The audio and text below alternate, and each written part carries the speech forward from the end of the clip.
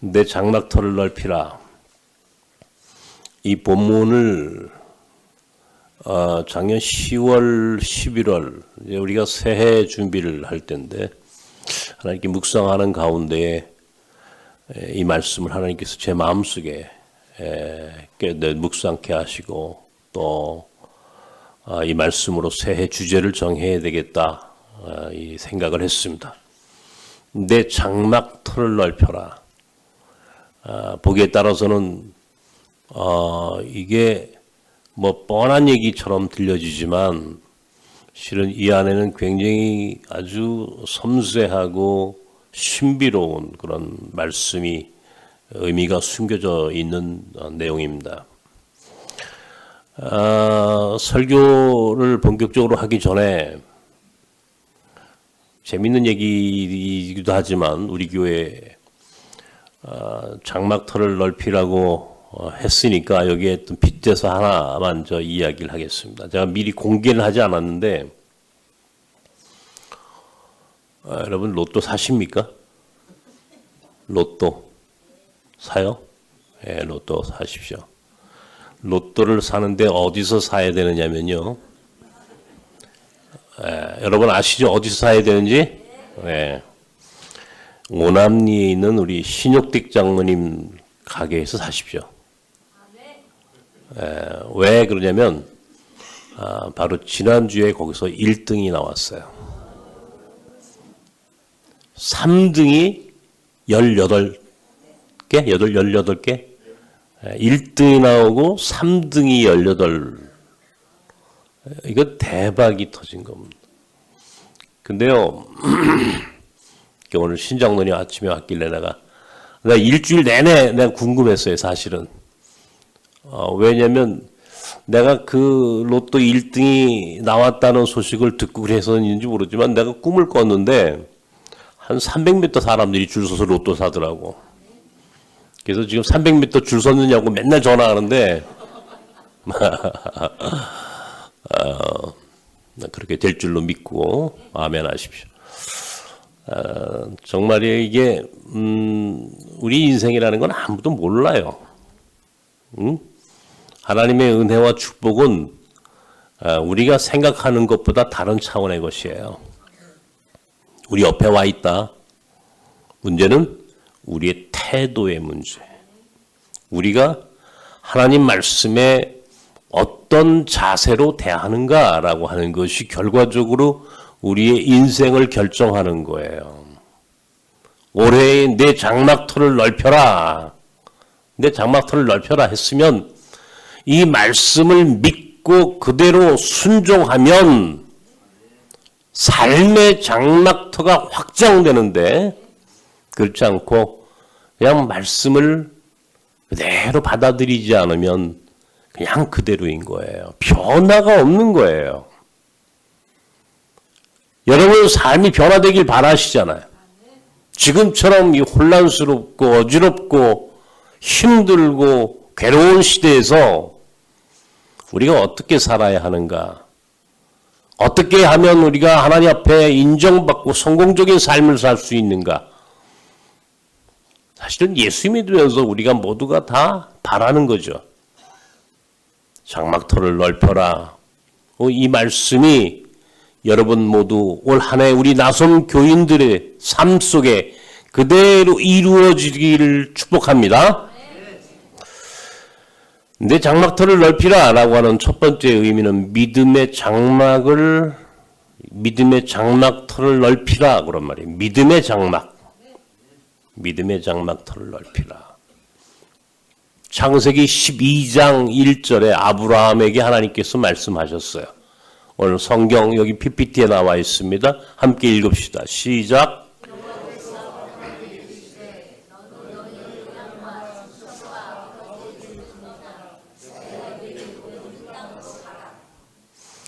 이 창세기 12장 1절부터 3절까지의 본문에 성경에서 복이라고 하는 말이 가장 많이 나옵니다. 복.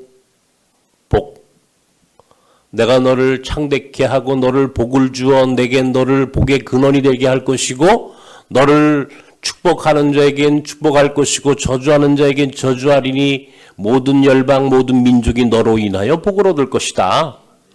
이 복이라고 하는 말이요, 가장 많이 나오는 문단이 바로 이 창세기 12장 이 본문이에요.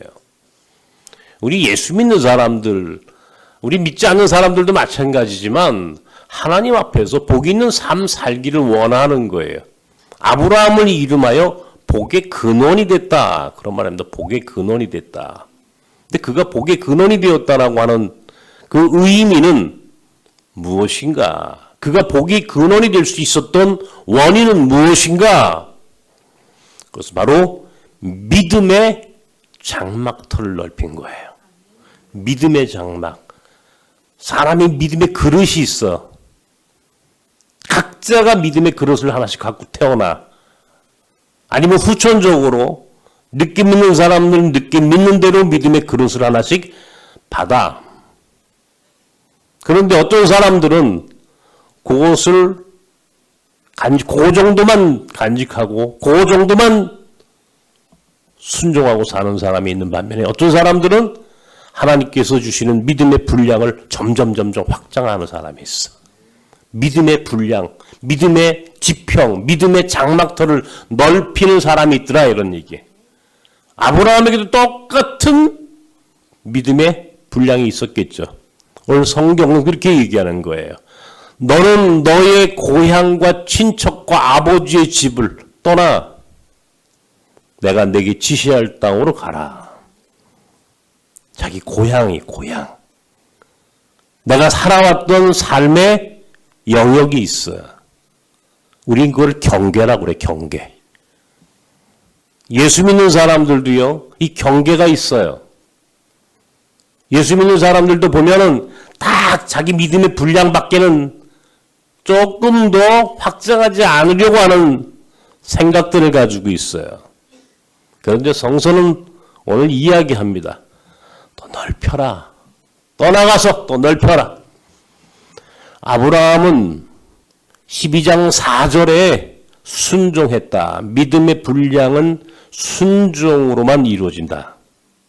다시 말하면 믿음의 장막을 확장하는, 장막의 터를 확장하는 유일한 길은 순종하는 것밖에 없다. 순종하는 것밖에 없다. 세상 사람들은 도전한다 그런 말을 해. 도전한다. 도전한다. 근데 우리 믿는 사람들은 순종한다. 이 세상 사람들은 불확실한 미래를 향해서 도전하죠. 그래서 그 도전에서 그것들로 성공을 이루어 큰 부를 이룬 사람도 있고 남다른 위치까지 올라가는 사람이 있을 수가 있어요. 그런데 우리 믿는 사람들은 하나님의 명령에 우리는 순종한다 이런 말을 써요. 믿음의 순종이야. 믿음은 이미 되어질 줄로 믿고 가는 거예요. 불확실해 보이지만 그것은 확실한 거예요. 창세기 12장의 이 믿음에 대한 이야기를 히브리서 11장의 믿음장에서 이야기를 했어. 믿음은 뭐라고요? 바라는 것들의 실상이요. 보지 못하는 것들의 증거다. 다시 말하면 뭐라 그랬어요? 바랄 수 없는 것을 바라는 것이다. 따라하십시오. 믿음은 바랄 수 없는 것을 바라는 것이요. 볼 수 없는 것을 보는 것이요. 할 수 없는 것을 하는 것이다. 이게 믿음의 선배들이 우리에게 보여준 삶의 태도였단 말이에요. 바라지 못하는 것들을 바랬고 볼 수 없는 것들을 보았고 할 수 없는 것들을 해냈어. 그래서 믿음의 장막이 확장이 되는 거야. 내 장막터를 넓히라. 그렇게 해서 아브라함은 자신의 장막터를 넓혔어요. 나는 이것을 가출해야 성공한다 라고 책에 썼어. 가출해야 성공한다. 밖으로 나가라 이런 말이에요.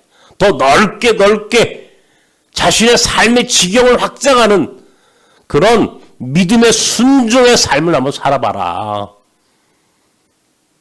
야곱은 아버지의 장막에서 광야로 삶의 패턴을 바꿔버렸어. 요셉은 아버지의 편애에서 애굽이라고 하는 새로운 미래 땅으로 그는 삶을 전환했어. 모세는 애굽의 궁전에서 미디안 광야로 그가 떠났을 때에 하나님은 그를 쓰셨어. 이스라엘 민족은 430년 동안 애굽의 종살이 됐을 때 거기서 광야로 그들을 이주시키셨어요. 애굽의 종에서 광야의 자유인으로 그들의 삶을 전환시키셨단 말이에요. 이게 믿음의 확장이에요. 이것이 믿음의 확장이에요. 우리 믿는 사람들은 자꾸 확장하려고 해야 되는 거예요. 자신의 삶을 확장하는 것. 아까도 얘기했지만 세상 사람들이 말하는 도전, 우리는 도전이 아니야. 우리는 순종이야. 순종이야. 순종하십시오. 올 한 해 동안 우리 나선교회 교인들은 하나님 앞에 순종하는 삶을 살았으면 좋겠어요. 그 순종으로 인하여 여러분의 삶의 영역과 인생이 바뀌었으면 좋겠어. 장막터가 넓게 펼쳐지는 은혜와 축복이 충만해지기를 소망합니다. 두 번째는 생각의 지평을 확장하라는 거예요. 생각. 이 믿음과 생각은 조금 차이가 있는 거예요. 믿음과 생각은, 믿음은 우리의 정말 하나님을 바라보는 믿음이 우리가 그 믿음을 확장하고 순종한다라고 하는 것인데, 생각이라고 하는 것은 또 조금 다른 차원이야. 나는 이 생각한다라고 하는 의미가 매우 중요하다고 판단합니다. 로마서 12장 2절에 15장 2절에 있는 말씀을 다 기록해 놨습니다. 함께 읽읍시다. 시작.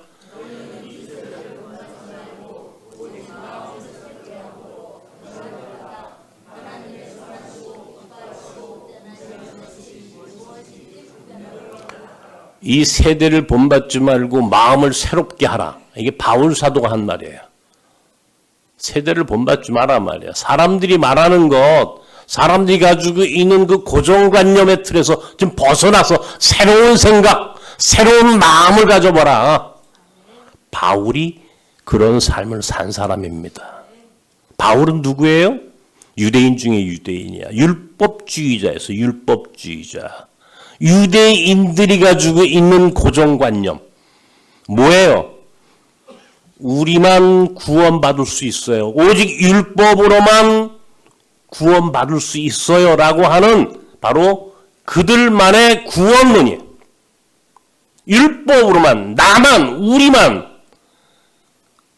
이게 얼마나 독선적이고 배타적이며 자기중심적인 구원관입니까? 예? 유대인들만, 우리만 하나님이 구원하셔요. 우리에게만 율법을 주셨어요. 그러니까 그 율법을 지키면 우리만 구원받아. 다른 사람들은 전부 다 구원받지 못해. 사람 취급을 하지 않는 거예요. 이방인들, 여자들, 종들, 아무도 유대인들에게는 구원의 대상이 될 수 없다라고 하는 거예요.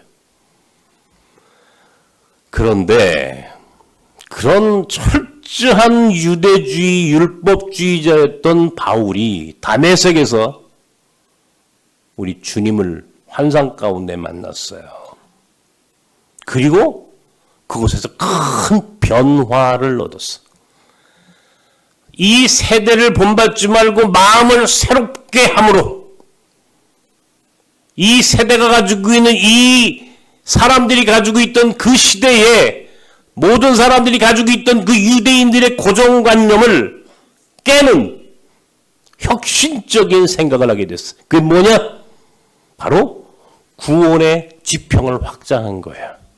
유대인에서 이방인으로, 유대인에서 이방인으로까지 구원의 장막, 구원의 영역을 확장했어. 율법에서 믿음으로, 율법으로가 아니라 믿음으로 구원받을 수 있다라고 하는 새로운 구원관을 선포한 거야. 이거는 바울만이 깨달을 수 있는 매우 혁신적인 생각이었어. 이건 바울이기 때문에 생각한 거야. 바울은 그런 사람이었어요. 생각을 바꿨단 말이에요. 고정관념의 틀, 선입관의 틀, 자기가 오랫동안 자기 민족으로부터 배웠던 그 수많은 관습과 문화와 자기 정체성의 한계를 뛰어넘을 수 있는 새로운 지평의 확장.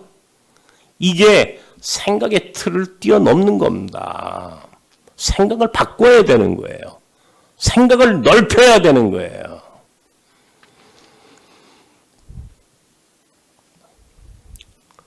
이 정주영 회장이라고 하는 분을 여러분 잘 아십니다. 이 예화는 너무 많이 들었기 때문에 이건 뭐 굳이 더 설명할 건 없습니다만은 제가 이 서산방조제를 가서 그분이 하셨던 그 마지막 물막이 공사를 했던 그 현장을 아마 여러분들 다 한 번씩은 가보셨을 겁니다. 제가 거기 서서 저도 한참 생각을 했어요. 이게 그 거센 물들이 막 마지막 이제 그 방조제를 막아야 되는데 전 세계의 소위 토목공사의 전문가들이란 사람들이 다 모였어.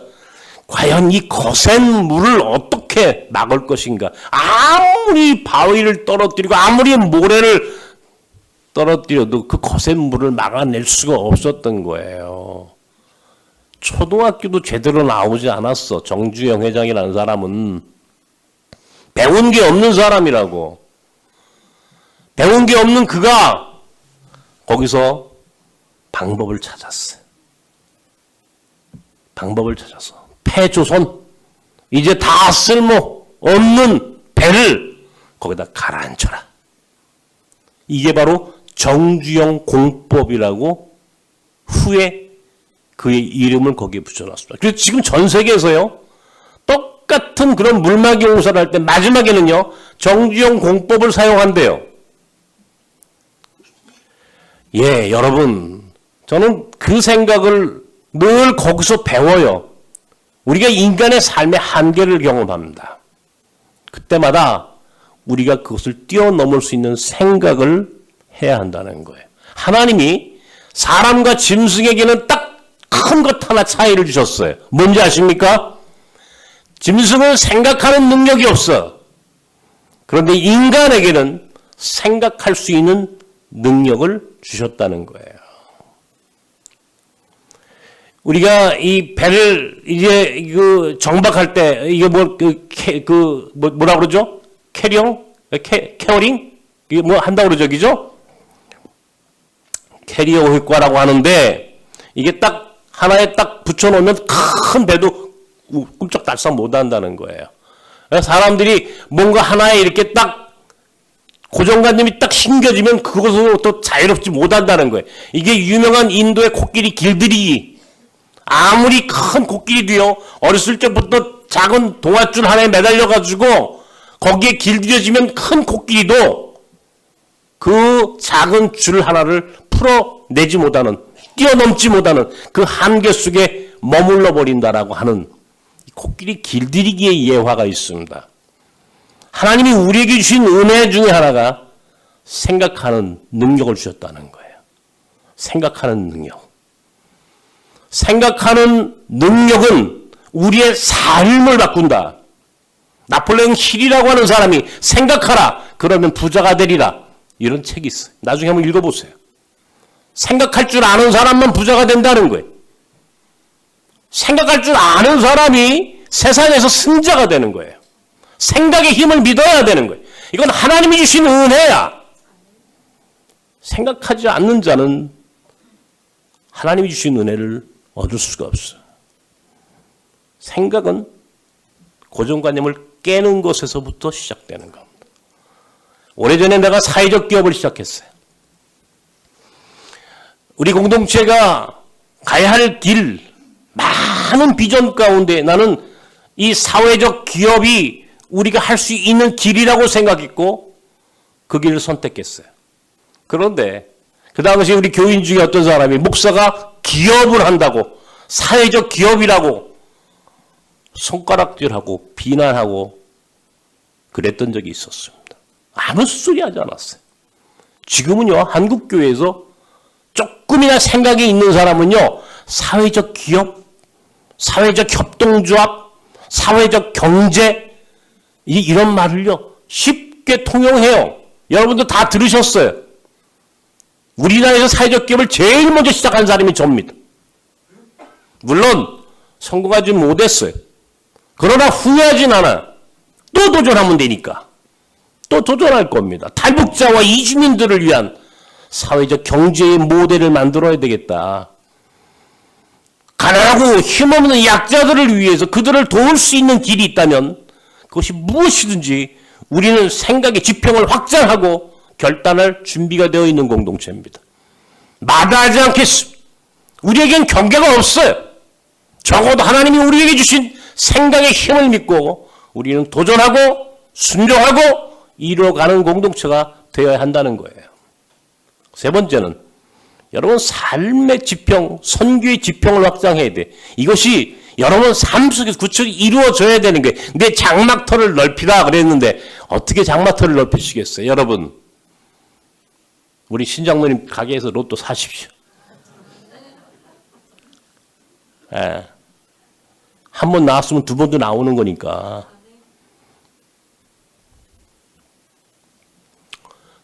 그러나 또 한 번 우리의 삶의 지평을 선교적인 상상력을 확장하는 거야. 무한한 상상력, 무한한 우리 삶의 영역을 확장할 수 있는 용기를 가지란 말이야. 용기를. 두려워하지 말라 이런 말이야. 두려워해 사람들은. 뭘 새로운 일, 새로운 변화에 대해서 대단히 두려워하는 마음들이 있어요. 그렇죠. 새로운 도전이라고 하는 것, 새로운 길을 향한 새로운 순종이라고 하는 게 이게 두렵지 않겠습니까? 그럼에도 불구하고 길을 만드는 거야. 있던 길만 가지 말고 또 새로운 길을 만드는 거야. 내가 가면 길이야. 길이 없으면 길을 만들면 돼. 이런 생각을 가지고 살자는 겁니다. 왜 길이 없겠어요? 다른 사람이 만들어 놓으면 길이냐고요. 내가 가면 길이지. 내가 만들면 그건 새로운 길이 되는 거야. 새로운 길을 만들자고요. 여러분의 삶의 모든 영역에서 그것이 비즈니스가 되든 선교가 되든 아니면 여러분 자녀 교육이 되든 무슨 영역이든 길을 만들어낼 수 있는 용기, 그런 담대함만 있다면 우리의 인생의 장막의 터는 확장되고 넓어진다는 것입니다. 생각하는 건 자유야. 내가 어떤 길을 만들든지 그것은 하나님 내게 주신 자유의지야. 내게 주신 은혜라고요. 은혜를, 내게 주신 하나님의 은혜를 내 것으로 만들어 내 것으로 소화해내지 못하는 것이야말로 불행이야. 하나님 내게 은혜를 주셨어. 길을 만드는 은혜야. 없는 것을 만들 수 있는 창조적인 영성도 주셨어. 그러면 그것을 내 것으로 소유할 수 있는 내 용기, 담대함이 내게 있어야 되죠. 나는 올해 하고 싶은 게 너무 많아요. 또 뭐 하겠느냐고 막 저한테 묻지 마세요. 너 뭐 할 거냐고 저를 뭐라고 하지 마세요. 저는 죽는 날까지 길을 만들고 갈 겁니다. 제가 죽는 날까지 새로운 길이 만들어질 겁니다. 그 다음엔 누군가가 그 길을 또 따라가면 되는 거지. 나는 다른 사람이 갔던 길 가지 않습니다. 가지 않았던 길, 새로운 길. 그것이 바로 우리가 꿈꾸는 나섬의 사역이었고 오늘까지 우리가 살아온 선교의 결과물이에요. 나섬의 선교라고 하는 것, 나섬의 사역이라고 하는 것, 대한민국에서 어느 누구도 한 번도 해보지 않은 일만 우리는 해봤어. 앞으로 2025년도도 우리는 또 그런 일들을 만들어 갈 겁니다. 그 중에 하나가 통일 선교의 로드맵을 만드는 거야. 새로운 통일 선교의 길을 몽골을 통해서 만들어 보는 거야. 그 일을 위해서 하나님이 우리를 일찍이 부르셨고 우리는 거기에 결단했고 지금까지 순종했습니다. 이제 보다 그 길을 구체적으로 많은 사람들에게 제시할 것이고 이것이 우리가 가야 할 길입니다라고 선포할 겁니다. 통일 선교의 새로운 로드맵을 만들자. 두 번째는 한국교회가 위기에 빠졌어요. 이제 한국교회 새로운 교회의 모델을 만들어야 돼. 과연 한국교회 새로운 길찾기를 어떻게 할 것인가? 지금처럼 한국교회가 극우적 이념에 편향된 노선으로 갈 것인가? 아니면 이념을 뛰어넘는 복음과 진리와 정의에 기초한 새로운 교회로 탈바꿈할 것인가? 어떤 교회를 만들 것인가라고 하는 중대한 기로에 서 있습니다. 이제는 그 일을 해야 되겠다. 이제는 그 일을 해야 되겠다. 그리고 그 말을 해야 되겠다. 그 말을 해야 되겠다.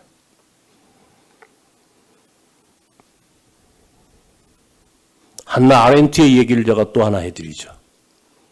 그가 생각하지 않은 죄, 의심하지 않은 죄, 행동하지 않은 죄, 이것 말고 또 하나 이야기한 게 있는데 히틀러가 수많은 사람들을 죽이고 그렇게 엄청난 죄를 저질렀을 때에 목사들이 왜 그를 제지하지 않았을까? 모레포라고 하는 사람은 히틀러 암살을 계획했었습니다. 그러나 적어도 그와 똑같은 행동은 하지 못해도 히틀러가 잘못된 길을 가고 있다고 지적은 했었어야 되는 거예요. 비판은 했었어야 되는 거예요. 잘못된 것을 잘못됐다고 말할 수는 있었어야 되는 거예요. 한나 아렌트가 묻습니다. 목회자들에게. 왜 당신들은 히틀러에게 한마디 말을 하지 않았습니까? 그때 어느 목회자가 이렇게 말을 합니다. 우리가 말을 해도 그가 듣지 않을 것을 분명하니까. 우리가 아무리 말해도 그는 듣지 않을 테니까. 그때 한나 아렌트가 이렇게 합니다. 말을 하지 않는 것도 죄다. 말하지 않는 것도 죄다. 말할 때 말하지 않는 것도 죄다. 다시 한번 걔 마음속에 깊은 울림이 있었어요. 2025년도 이제 새해가 시작되면서 이제는 우리의 삶의 지평과 장막과 삶의 모든 울타리가 확장되어져야 한다. 다시 깨어나야만 합니다. 자각해야 합니다. 다시 한번 우리가 말할 때 말할 수 있고 옳고 그름을 선포할 수 있는 용기, 그런 판단은 다 있는 거예요. 말하지 않는 것은 비겁한 거예요.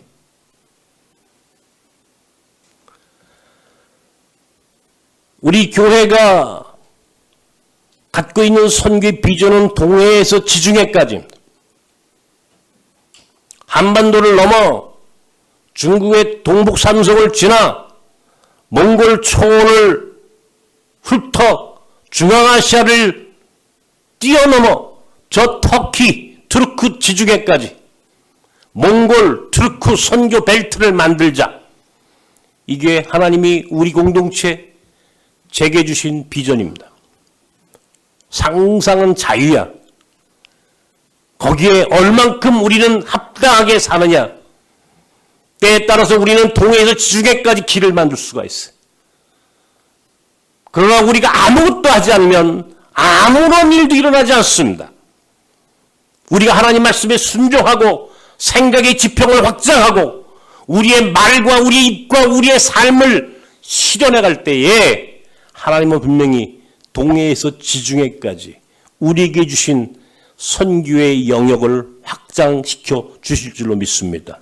이것이 여러분 각자의 삶에 그대로 실현되는 은총이 있기를 바랍니다. 새해에는 나섬교인 모두가 하나님 앞에 축복받고 은총받는 삶을 살 수 있기를 주님의 이름으로 축원합니다. 기도합시다.